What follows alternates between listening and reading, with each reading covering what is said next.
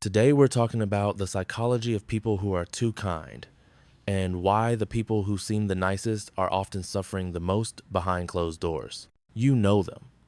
The person who always says yes, the friend who drops everything to help, the colleague who takes on projects no one else wants. On the surface, they seem like the most selfless, caring people you'll ever meet.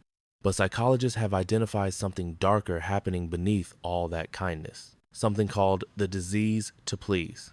Real quick, if you actually like this and want the algorithm not to remove this video, subscribe and drop a comment where you are watching from. Because what I'm about to say, no one has ever said it here on YouTube. Here's what most people don't understand.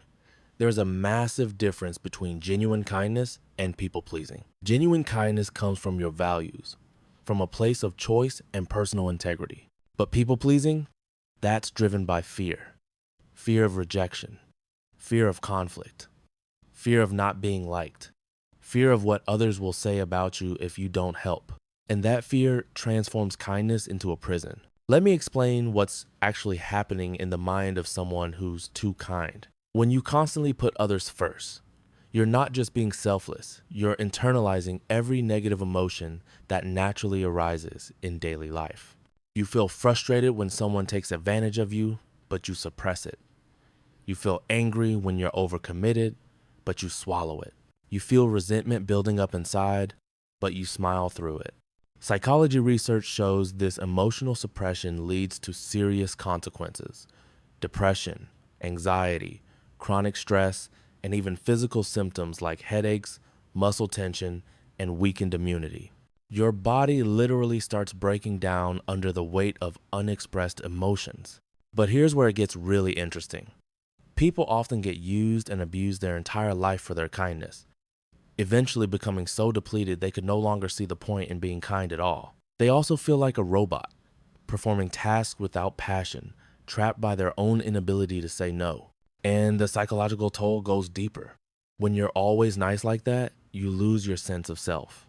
You have no idea what you actually want because you've spent years figuring out what everyone else needs. Your identity becomes completely wrapped up in being the nice person. And without that role, you don't know who you are anymore. Psychologists call this identity erosion, and it's devastating. There's also a paradox at play here. People pleasers often believe their niceness will create harmony and appreciation, but the opposite happens. Because you never set boundaries, people can't see how overstretched you are.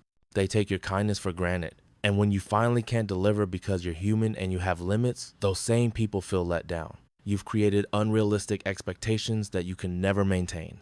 The resentment that builds from this becomes toxic. You start feeling bitter toward the very people you've been helping. You might even have sudden outbursts of anger that shock everyone around you, including yourself. Then comes the guilt and shame for not being nice enough, which drives you to overcompensate even more. It's a vicious psychological cycle. Here's the truth that overly kind people need to hear. Your people-pleasing isn't actually about love or generosity. According to psychologists, it's a form of manipulation. Not the malicious kind, but a subtle attempt to control how others perceive you. You're managing your own anxiety by trying to control their opinions. You say yes, not because you want to, but because you need their approval to feel worthy. And the real gut punch? By being too kind, you're not even showing people your authentic self. You're hiding behind a mask of agreeableness. This prevents real intimacy and genuine connection because no one actually knows the real you, including yourself. The path forward isn't about becoming cold or selfish. It's about understanding that authentic kindness includes being kind to yourself. It means recognizing that saying no is not cruel, it's honest.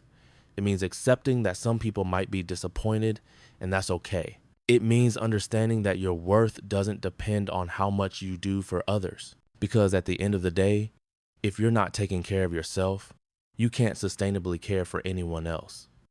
The most psychologically healthy people aren't the ones who never say no. They're the ones who can say yes from a place of genuine choice, not compulsion. That's the difference between kindness and the disease to please.